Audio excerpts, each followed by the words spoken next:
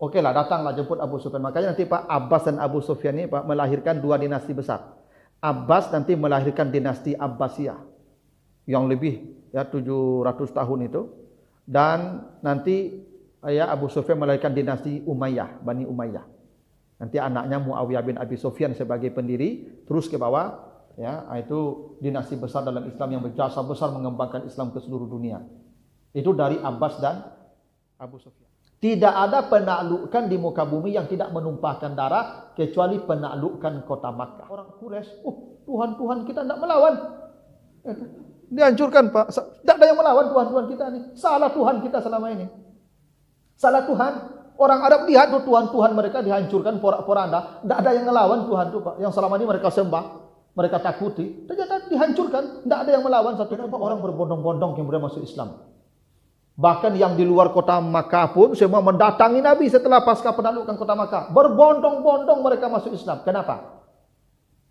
Karena andai ini Nabi Muhammad bukan Allah yang memerintahkan mengambil kota Makkah, menaklukkan kota Makkah, maka Muhammad dan pasukannya sudah porak-poranda sebelum masuk kota Makkah seperti tentara Abraha.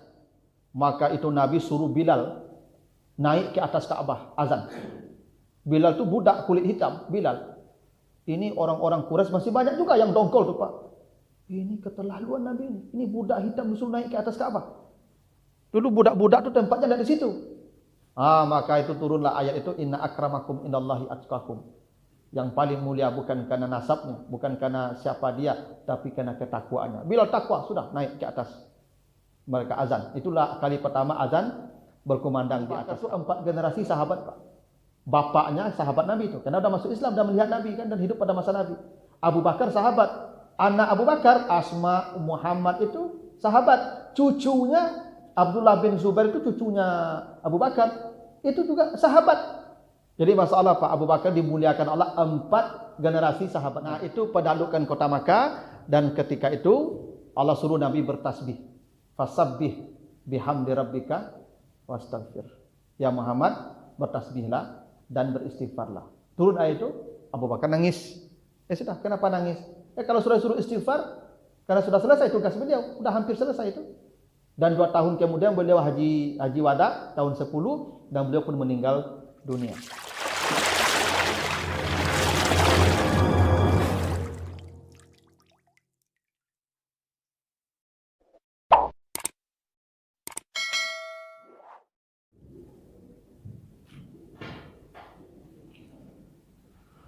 Assalamualaikum warahmatullahi wabarakatuh. Alhamdulillahi rabbil alamin.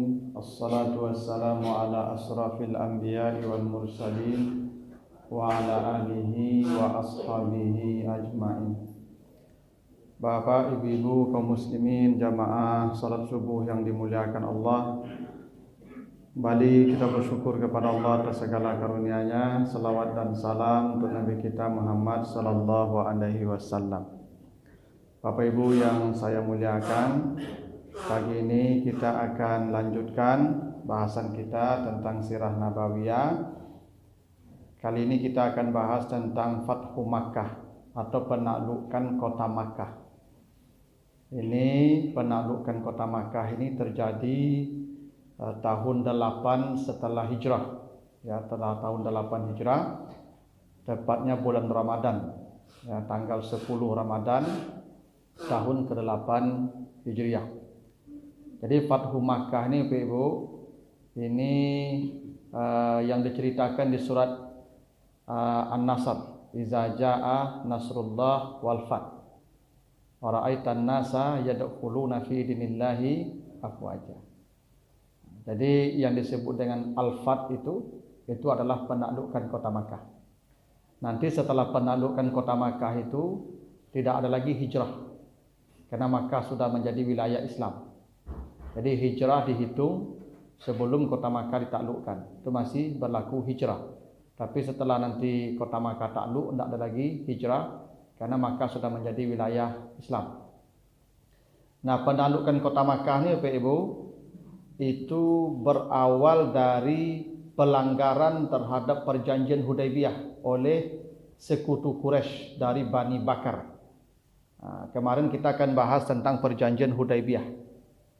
Ketika Nabi tahun ke-6 Hijriah ya hendak melaksanakan umrah, lalu dihalangi, tidak boleh masuk kota Makkah. Lalu Nabi tetap ngotot ingin karena kami datang ke Makkah bukan perang, beribadah. Tapi kemudian terjadi negosiasi di Hudaybiyah. Maka Quraisy mengirim utusan namanya Buzail bin Waraqah, dia kirim utusan siapa kemarin namanya saya lupa apa itu. Ya utusan Quraisy Suhail bin Amr. Ya, Suhail bin Amr yang sebelumnya diutus Buzail bin Waraqah al-Khuzai. Nah terakhir diutus Suhail bin Amr, maka terjadi butir kesepakatan itu ada beberapa. Ada 5 poin penting kesepakatan itu. Salah satu dari kesepakatan di Hudaybiyah itu adalah umat Islam Madinah dan kafir Quraisy maka itu sepakat untuk gencatan senjata selama 10 tahun.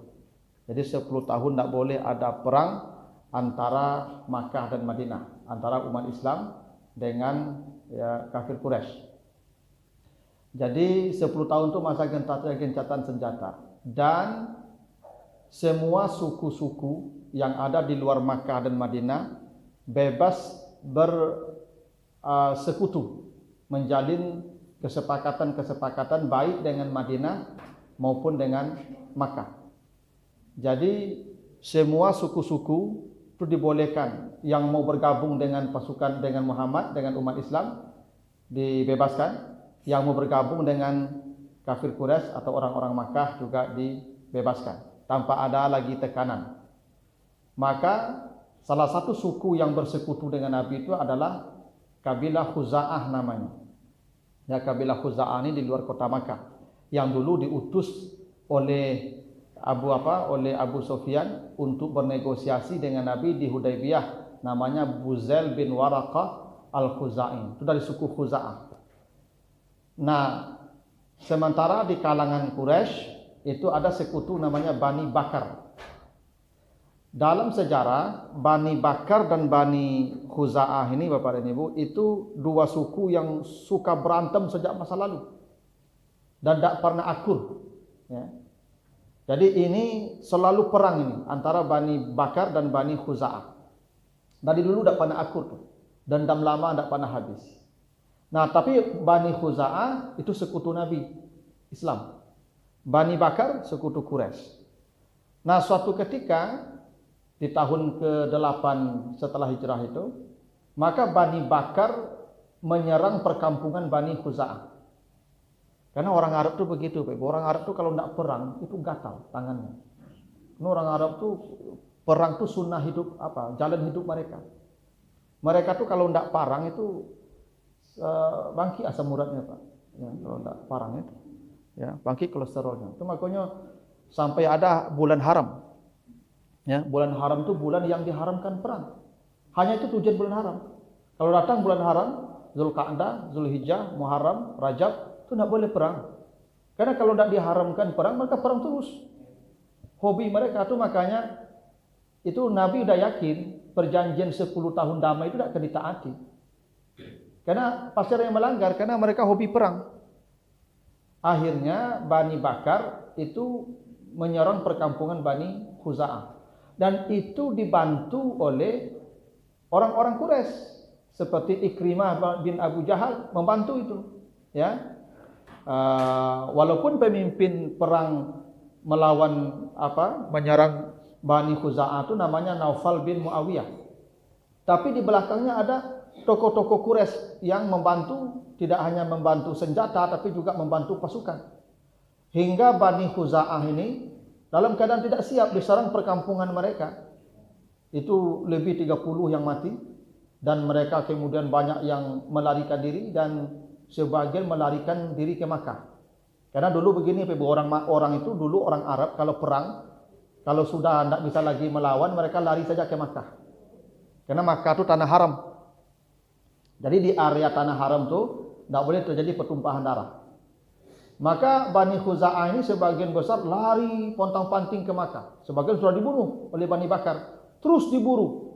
sampai ke rumahnya Buzail bin Warakah. Jadi Buzail bin Warakah ini semacam konsulat ya Bani Khuza'ah di Makkah. Dia tinggalnya di Makkah. Maka mengadulah mereka ke Buzail bahwa kampung kita diserang oleh Bani Bakar dan itu dibantu oleh orang-orang Quraisy. Ya, ada di situ Ikrimah bin Abu Jahal dan sebagainya. Itu ngadu ke Buzail. Maka Buzail ini melanggar perjanjian ini. Satu-satunya jalan menyelamatkan ini Bani Khuza'ah mengadu ke Nabi di Madinah. Maka dikirimlah namanya Salim bin Amr.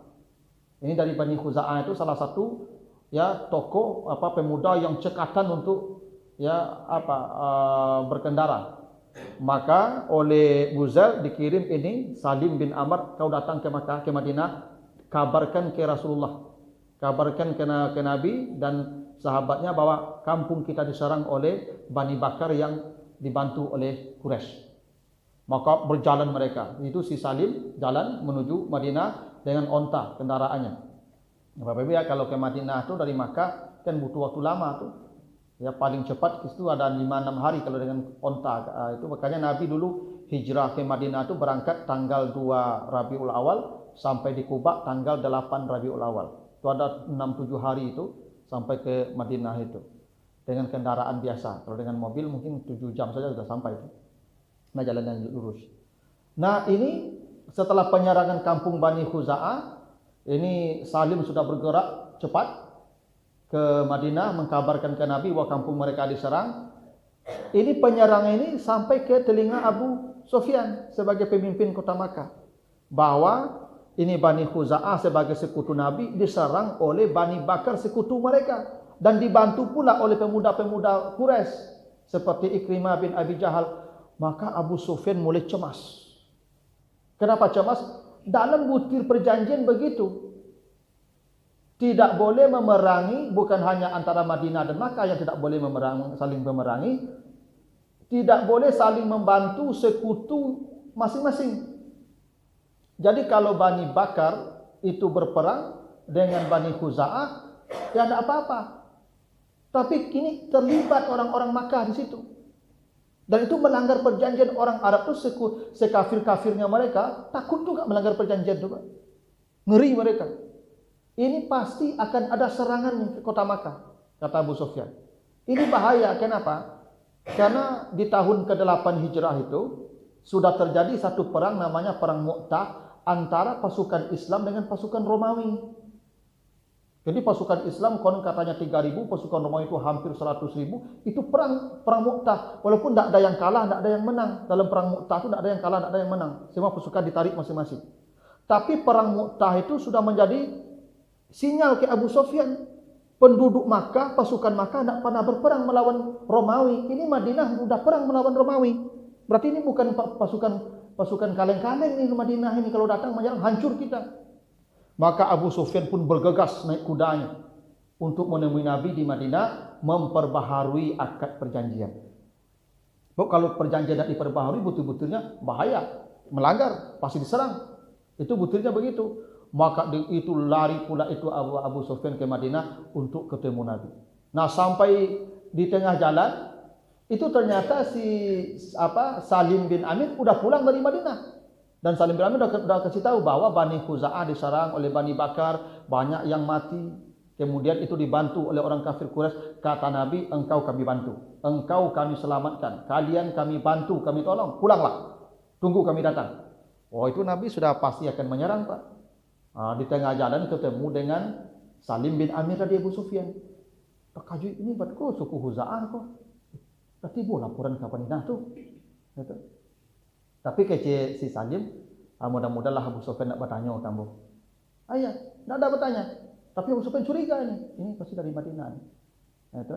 Ini si Salim juga lihat Abu Sufyan. Kok kamu namanya Nabi itu Abu Sufyan kok? Itu pasti mau mengubah perjanjian kok. Tapi tidak apa-apa, pulang. Ini Abu Sufyan cerdas Ibu. Pareso jalannya mengikuti jalannya kendaraannya si Salim bin Amir ini. Ketemu kotoran ontanya, ciri untu tuh. Kalau ciri untu Salim kok banyak incik-incik korma, ya, incik korma, gitu. Karena Abu Sufyan tahu, dia kan acok berjalan lewat situ dari Syam Mereka kan orang-orang itu Madinah Makkah itu kan rute dagangnya ke Syam lewat Madinah. Dan Abu Sufyan tahu nih, hanya orang Madinah yang ngasih onta itu makanan buah korma. Karena korma banyak di Madinah tuh, orang kayu-kayu kan seguntung makan korma aja Pak. Itu. Nampak ciri untu kau pakai biji-biji korma, oh yolah lah dari Madinah, salim lah bocor kok.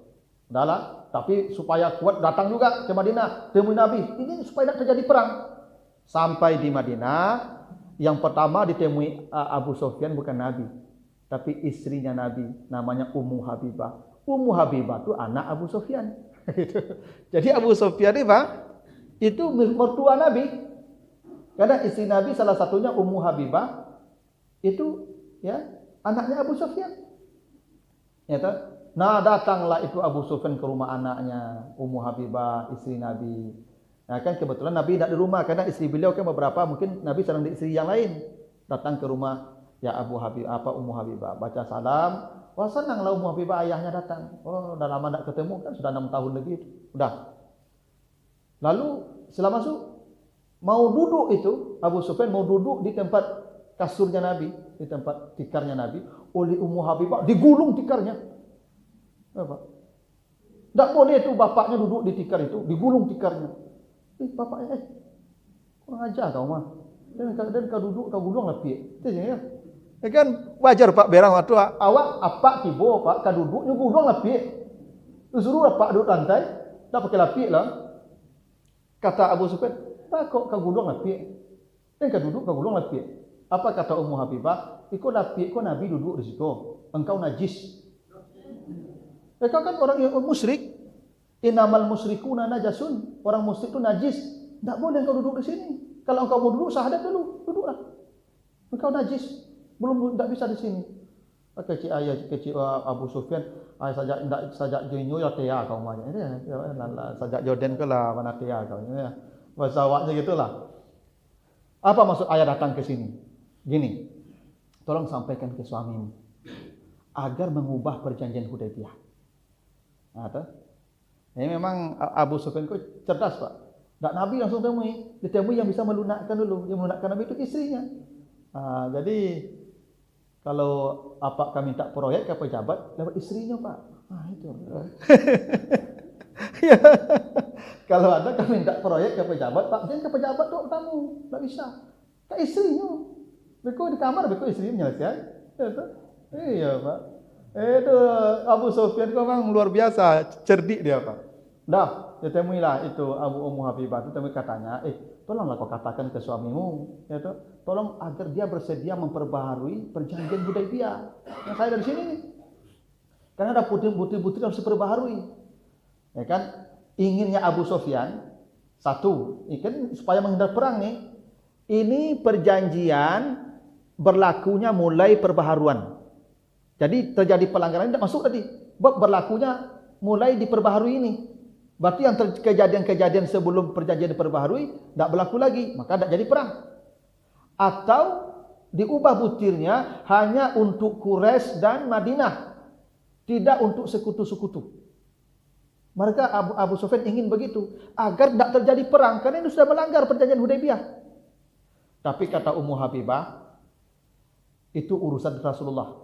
Itu urusan laki-laki. Saya perempuan tidak boleh ikut campur. Nah, itu pula Ummu Habibah tu.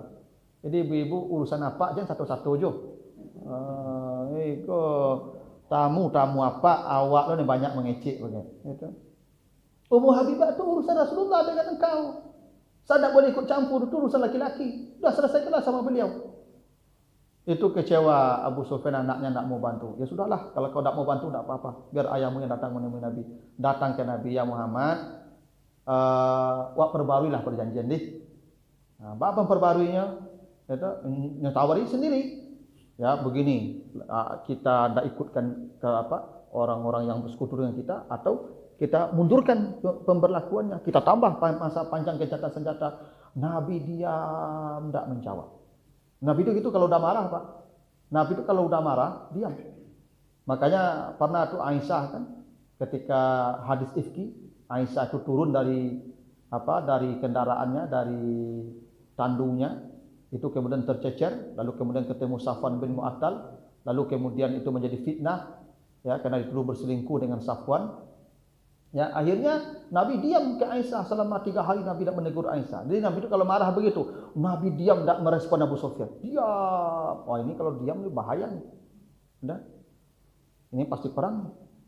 Maka Abu Sufyan kemudian tidak putus asa. Dia datang pula ke Abu Bakar. Abu Bakar, engkau kan sahabat dekat Nabi. Tolong lobilah Muhammad memperbaharui perjanjian. Kata Abu Bakar, perjanjian itu yang menguntungkan, itu yang diuntungkan itu kalian. Coba baca bukti perjanjian, kan kalian yang diuntungkan, kalian yang bikin sendiri. Kami setuju dengan apa yang dikatakan. Sekarang kalian langgar, tanggung akibatnya. Kalau Nabi memutuskan sesuatu, kami tidak ada pilihan kecuali patuh. Itu Abu Sufyan dah mulai takut.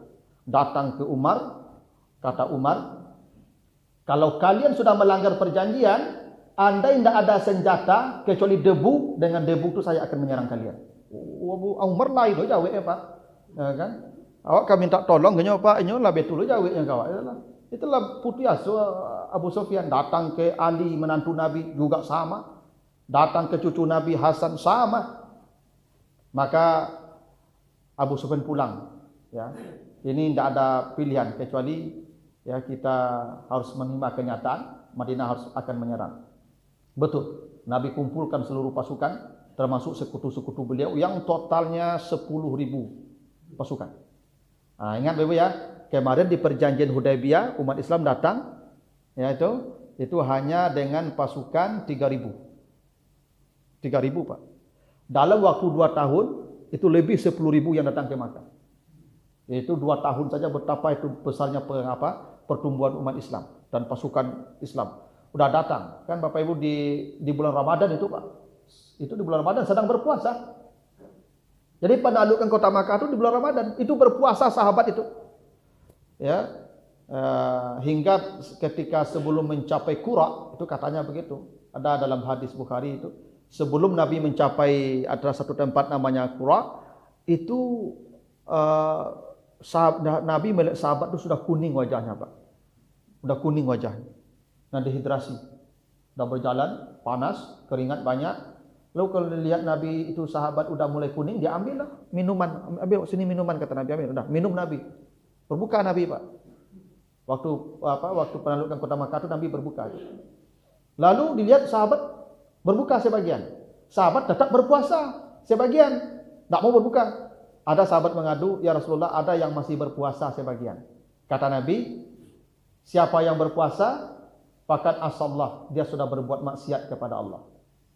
Nah, itu menjadi hukum di bulan Ramadan. Kalau keadaan kita sudah sangat berat, hawi nak tanggung hawi deh Pak, dah kuning bantu dia hawi, maka kalau tidak berbuka maka dia sudah berdosa itu. Begitu hukumnya. Ya, kata Nabi, siapa yang berpuasa juga hari ini, dia sudah bermaksiat kepada Allah. Karena dia sudah menganiaya dirinya sendiri. Hadis itu saat penaklukan kota Makkah.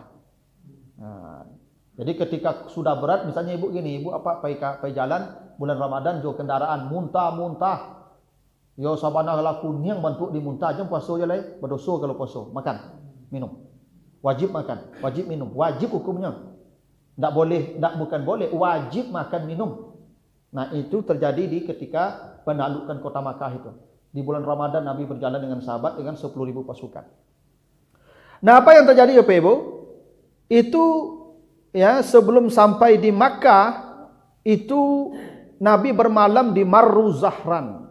Ada satu tempat di dekat kota Makkah itu, belum masuk ke Makkah, tapi Makkah udah mulai kelihatan tuh. Namanya Marru Zahran, itu Nabi itu malam hari di sana istirahat. Maka Nabi bikin api unggun dengan sahabat. Namanya orang Arab dulu gitu Pak. Orang Arab tuh di mana bermalam bikin api unggun tuh. Ya, makanya mereka dekat dengan khamar karena jago malam di luar tuh kan. Mak minum tua tu Pak, minum khamar tu. Maka khamar bagi orang Arab tu sulit diharamkan Pak, 23 tahun haramnya tu. Sampai 4 ayat turun baru sampai ke haram tu. Karena mereka orang-orang musafir orang-orang yang berkabilah-kabilah tu senang bikin tenda di padang pasir dan api unggun. Itu dibikinlah api unggun 10.000. Coba bayangkan Pak, 10.000 sebanyak api unggun itu Pak. Maka Abu Sufyan lihat dari Makkah, ini api unggun banyak, tak pernah melihat api unggun sebanyak itu. Maka dia tahu ini pasukan Islam sudah mau datang. Ini sudah ada pilihan lain lagi. Udahlah, rencana besok mau datang ke sana, mau negosiasi. Kebetulan ini paman Nabi Abbas, paman Nabi ini Abbas nih, minta izin ke Rasulullah untuk menjemput Abu Sufyan. Ya Rasulullah, izinkan saya menjemput Abu Sufyan, mudah-mudahan terbuka hatinya untuk memeluk Islam. Ya silakanlah, datanglah Abbas ke Makkah. Ini sebelum pasukan datang ke Makkah untuk khusus menjemput Abu Sufyan. Karena Abu Sufyan itu pemimpin Makkah. Karena kita datang sebenarnya untuk berperang. Ya, tidak berperang, hanya untuk memastikan Makkah sudah berada di wilayah Islam. Okeylah, datanglah jemput Abu Sufyan. Makanya nanti Pak Abbas dan Abu Sufyan ini Pak melahirkan dua dinasti besar. Abbas nanti melahirkan dinasti Abbasiyah yang lebih 700 tahun itu, dan nanti Abu Sufyan melahirkan dinasti Umayyah, Bani Umayyah. Nanti anaknya Muawiyah bin Abi Sufyan sebagai pendiri, terus ke bawah. Itu dinasti besar dalam Islam yang berjasa besar mengembangkan Islam ke seluruh dunia. Itu dari Abbas dan Abu Sufyan. Ini berkawan nih, Abbas dan Abu Sufyan. Abbas paman Nabi. Maka temui Abu Sufyan. Abu Sufyan, maukah kau masuk Islam? Tidakkah datang waktunya kepadamu sekarang kau memeluk Islam? Ini pasukan kami sudah datang nih. 10.000, kau tidak akan mampu melawan. Udahlah, datang ke Rasulullah, datang ke Nabi Muhammad. Syahadat. Okeylah, kalau begitu saya datang aja. Datang. Oh, ketemu Nabi. Kata Rasulullah, wahai Abu Sufyan, belum datangkah juga waktunya engkau memeluk Islam? Tidakkah engkau ingin mengatakan la ilaha illallah? Kata Abu Sufyan, kalau mengatakan la ilaha illallah itu lai tekana dan boto. Ya. Lai tekana dan boto. La ilaha tekana dan boto. Ayolah. Tidakkah engkau percaya saya Rasulullah? Kalau nentu tu juga ragu mau boto. Ya kan? Kalau mengakui engkau Rasulullah, ya enggak padik hati yang boleh. Udahlah, kami datang bukan untuk memerangi kalian. Kami memastikan Makkah menjadi wilayah Islam. Hanya itu. Tapi kalau ada yang melawan, kami perangi. Karena kalian telah melanggar perjanjian. Maka kata Abu Sufyan, ya memang tidak bisa negosiasi. Kalau begitu, apa yang harus kami lakukan? Kata, ini Nabi Muhammad ini hebat Pak. Beliau tahu Abu Sufyan ini orang yang suka diberikan kemuliaan. Maka kata Nabi, tolong bilang ke orang Makkah, siapa yang masuk rumahnya besok, siapa yang masuk rumah Abu Sufyan, aman. Kata Abu Sufyan, masuk rumah Abu aman. Abu aman tuh. Jadi dia yang pertama dikasih fasilitas Pak. Siapa yang masuk rumah Abu Sufyan, aman. Siapa yang masuk rumah Allah, Masjid Haram, aman. Dan siapa yang masuk ke rumahnya aman. Yang tidak akan diperangi. Masuk ke rumah kalian, kunci rumah kalian. Masuk ke rumah Abu Sufyan aman. Berarti kalau masuk ke rumah Abu Sufyan itu aman, berarti rumah Abu Sufyan itu gadang Pak. Kadang mungkin orang masuk rumah seketik lah Pak. Karena orang Makkah sebanyak itu. Berarti Abu Sufyan itu kayu gadang Pak. Jadi rumah Abu Sufyan itu Pak, tidak manga-manga. Aduh rumah nampak debo di Jalan Pekanbaru Pak. Hah? Ya enggak. Jalan Pekanbaru kau dulu rumah cik Pak. Sa bedeng sa rumah tu Pak. Kamu takui mencari Pak gadang mana? Ya, kan? Itu rumah itu tak manga-manga di rumah Abu Sufyan Pak. Di rumah Abu Sufyan tu mungkin sekian ratus, sekian ribu bisa menampung penduduk Makkah di rumah itu Pak. Kalau tidak besar rumah Abu Sufyan, tidak mungkin Nabi berkata siapa yang masuk rumah Abu Sufyan aman. Siapa yang masuk rumahnya aman, siapa yang masuk Masjidil Haram aman. Artinya tidak ada orang di luar rumah. Itu intinya. Siapa yang berkeliaran di luar rumah, baru diperangi. Ini Abu Sufyan udah mulai senang Pak. Aman Abu, masuk rumah Abu jadi sampai aman. Lah pulang. Dikabarkanlah ke penduduk Makkah. Penduduk Makkah, kita tidak bisa lagi melawan nih. Kita sudah melanggar perjanjian. Yang melanggar bukan saya, tapi kalian semua melanggar. Oke, sekarang pilihannya besok pasukan akan datang tuh 10.000. Masuklah ke rumah kalian, kunci pintu rumah kalian, atau masuk ke rumah saya, atau masuk ke Baitullah, ke Masjid Haram. Ini Hindun Pak, istri Abu Sufyan tidak mau. Kata Hindun kepada pemuda-pemuda Quraisy, lawan, jangan biarkan mereka masuk. Aku lah mulai berbeda aku Pak. Jangan kalian dah ngalu orang gaib kok. Kau Abu Sufyan kau tua Pak. Ya, tak? Jadi istri Abu Sufyan itu memang luar biasa. Hindun itu suruh lawan Pak, tak mau Pak tunduk. Jangan serahkan Makkah sampai titik darah penghabisan. Kata Abu Sufyan, jangan dengarkan wanita ini. Kalian tidak akan mampu melawan pasukan 10.000. Tidak akan mungkin kalian lawan. Sudahlah, bersembunyi ke rumah kalian masing-masing. Akhirnya ada juga yang melawan. Karena Nabi itu membagi pasukannya 4. Jadi masuk kota Makkah itu tidak sekali masuk dari satu pintu. Ada pasukan Khalid, ada pasukan Sa'ad bin Ubadah, ada Abu Ubaidah bin Al-Jarrah. Ada 4 pasukan dibagi Nabi itu. Yang mendapat perlawanan hanya pasukan Khalid. Oleh pemuda-pemuda Quraisy yang dipimpin oleh Ikrimah bin Abi Jahal. Tapi itu perlawanan kecil, padam. Dan ketika masuk kota Makkah, Bapak Ibu, tidak ada perlawanan sedikit pun. Nabi masuk kota Makkah dalam keadaan kota Makkah seperti kosong. Orang bersembunyi di rumahnya masing-masing. Ada yang bersembunyi di Masjid Haram, ada yang bersembunyi di rumah Abu Sufyan. Tidak ada orang di jalan-jalan kota Makkah. Nabi masuk kota Makkah itu tanpa perlawanan. Tanpa perlawanan. Yang Ikrimah tadi juga udah dibilang, udah di pasukannya, udahlah, pulang. Akhirnya kota Makkah takluk tanpa setetes darah pun tercecer. Itu disebut Nasrullah. Tidak ada sejarah penaklukan, Bapak Ibu, yang tidak menumpahkan darah. Tidak ada. Tidak ada penaklukan di muka bumi yang tidak menumpahkan darah, kecuali penaklukan kota Makkah. Tidak setetes darah pun tertumpah. Karena semua orang sudah bersembunyi di rumah masing-masing. Aman. Maka kemudian Nabi menyuruh menghancurkan berhala di sekitar Ka'bah. Karena ada 360 berhala di sekitar Ka'bah. Itu makanya Nabi dulu tidak menghadap ke Baitullah salatnya, tapi menghadap ke Baitul Maqdis kiblatnya. Karena di Baitullah itu ada berhala-berhala, kurang lebih 360. Maka Nabi perintahkannya, itu hancurkan berhala. Nabi berkata, wa qul ja'al haq wa zahaqal batil innal batila kana zahuqa. Sekarang hak sudah datang, ya kebatilan sudah hancur, maka kebatilan pasti hancur. Dihancurkan tuh patung-patung. Itu orang-orang Quraisy, Tuhan-Tuhan kita tidak melawan. Dihancurkan, Pak. Tidak ada yang melawan Tuhan-Tuhan kita ini. Salah Tuhan kita selama ini. Salah Tuhan. Orang Arab lihat tuh Tuhan-Tuhan mereka dihancurkan porak-poranda. Tidak ada yang melawan Tuhan itu, Pak. Yang selama ini mereka sembah, mereka takuti. Ternyata dihancurkan. Tidak ada yang melawan satupun Tuhan itu. Kata orang Quraisy, iyalah salah Tuhan, Pak.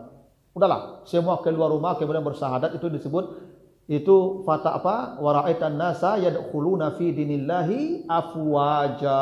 Berbondong-bondong mereka bersahadat. Berbondong-bondong. Kenapa orang berbondong-bondong kemudian masuk Islam? Bahkan yang di luar kota Makkah pun semua mendatangi Nabi setelah pasca penaklukan kota Makkah. Berbondong-bondong mereka masuk Islam. Kenapa? Karena andai ini Nabi Muhammad bukan Allah yang memerintahkan mengambil kota Makkah, menaklukkan kota Makkah, maka Muhammad dan pasukannya sudah porak-poranda sebelum masuk kota Makkah seperti tentara Abraha.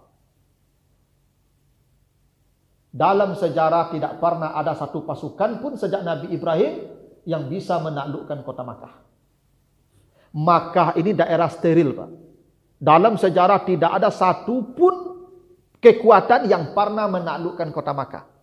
Ada banyak pasukan yang hendak menaklukkan kota Makkah. Karena Makkah itu jalur strategis, jalur dagang, daerah transit.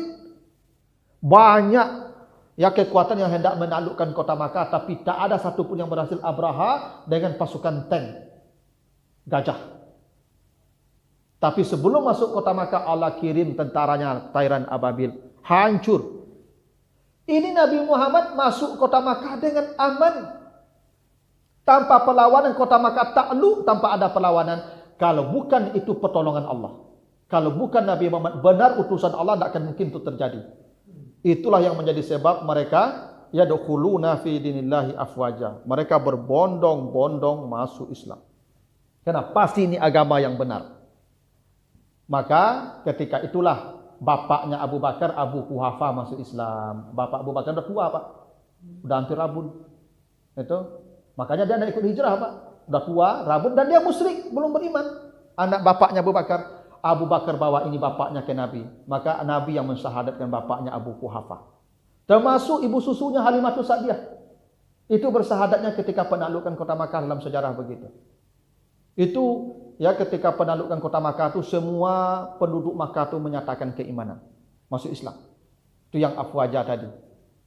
Dan setelah itu kata Nabi, tidak ada lagi hijrah. Selesai. Maka itu Nabi suruh Bilal naik ke atas Ka'bah, azan. Bilal itu budak kulit hitam, Bilal. Ini orang-orang Quraisy masih banyak juga yang dongkol tuh Pak. Ini keterlaluan Nabi ini. Ini budak hitam disuruh naik ke atas Ka'bah. Dulu budak-budak tuh tempatnya dari situ. Maka itu turunlah ayat itu, inna akramakum indallahi atqakum. Yang paling mulia bukan karena nasabnya, bukan karena siapa dia, tapi karena ketakwaannya. Bila takwa sudah naik ke atas. Mereka azan. Itulah kali pertama azan berkumandang di atas Ka'bah pada penaklukan kota Makkah. Nah, setelah itu Bapak Ibu, Abu Sufyan pun masuk Islam. Istrinya pun masuk Islam. Dan kemudian Abu Sufyan ini Masya Allah Bapak Ibu. Itu yang membuat Nabi sedih salah satunya. Ini Abu Sufyan yang bermusuhi Nabi habis-habisan masuk surga Pak. Paman Nabi Abu Talib yang membela dari kecil masuk neraka Pak. Kenapa tidak bersyahadat? Abu Sufyan bersyahadat. Itu ketika bapaknya Abu Bakar bersyahadat, itu Nabi menangis juga. Kenapa? Ya karena ingat paman beliau yang mati dalam keadaan kufur. Dan Abu Bakar itu Pak hebatnya, Abu Bakar itu 4 generasi sahabat Pak. Bapaknya sahabat Nabi itu, karena sudah masuk Islam, sudah melihat Nabi kan, dan hidup pada masa Nabi. Abu Bakar sahabat, anak Abu Bakar Asma Muhammad itu sahabat, cucunya Abdullah bin Zubair itu cucunya Abu Bakar itu juga sahabat. Jadi masalah Pak, Abu Bakar dimuliakan Allah 4 generasi sahabat Nabi. Tidak ada orang di Makkah yang memiliki 4 generasi itu sahabat Nabi Pak, paling 2 atau 3. Abu Bakar sampai 4 generasi. Bapaknya masuk Islam, sahabat Nabi. Dia sahabat Nabi, anaknya sahabat Nabi, cucunya juga sahabat Nabi. Itulah kenapa Nabi sedih ketika orang-orang masuk Islam di Makkah, termasuk musuh-musuh Nabi selama ini. Dan beliau ingat paman beliau yang mati dalam keadaan kufur. Dan kata Nabi, paman saya ini nanti akan mendapat azab yang paling ringan oleh Allah, di mana beliau diberikan terompa dari api neraka. Dan ketika terompa itu dipakai, mendidihlah otaknya. Itu azab yang paling ringan Pak. Seringan-ringan azab di akhirat itu Abu Talib.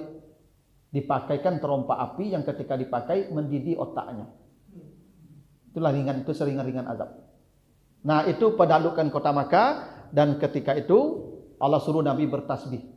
Fasabbih bihamdi rabbika wastaghfir. Ya Muhammad, bertasbihlah dan beristighfarlah. Turun ayat itu, Abu Bakar nangis. Sudah, kenapa nangis? Kalau sudah suruh istighfar, karena sudah selesai tugas beliau, sudah hampir selesai itu. Dan 2 tahun kemudian beliau haji wada tahun 10, dan beliau pun meninggal dunia. Jadi perintah istighfar itu sudah isyarat bahwa Nabi akan segera meninggalkan kehidupan dunia, karena tugas beliau sudah selesai. Penaklukan kota Makkah itulah puncak kemenangan. Kalau sudah menang, kan permainan selesai Pak. Kan pasukan ditarik, pemain segera keluar dari lapangan kan. Nah gitulah. Kan kalau sudah menang kan sudah habis pertandingan Pak. Maka Nabi akan segera meninggal dunia. Nah, makanya Bapak Ibu, perintah wastaghfir itu sebelum mati itu, sebelum Nabi meninggal dunia, itu padahal Nabi itu maksum ya. Makanya Bapak Ibu, kalau sudah menang, kalau lah anak lah kadang-kadang lah peminantu sadonyo, tuh banyak istighfar lah itu. Itu tugas selesai itu. Ya toh? Ya walaupun mati bisa aja Pak, capek toh. Tapi kalau selesai tugas Ibu, ya nak dunia lah selesai. Awak lah pensiun lah. Awak lah pensiun, anak lah peminantu, tinggal berdua selesai. Anda selesai tugas semua. Wastaghfir. Banyak istighfar lah. Ya kan? Begitulah, kalau sudah kemenangan, sudah selesai tugas, ya segera dicabut tuh Pak. Ini sejarah penaklukan kota Makkah yang merupakan pertolongan Allah. Kota Makkah takluk tanpa harus ada pertumpahan darah satu tetes pun. Begitu Bapak Ibu, ada pertanyaan? Apa ya? Tidak cukuplah begitu. Mudah-mudahan ada manfaatnya. Lebih kurang mohon maaf. Subhanakallahumma wa bihamdika asyhadu an la ilaha illa anta astaghfiruka wa atubu ilaika. Wassalamualaikum warahmatullahi wabarakatuh.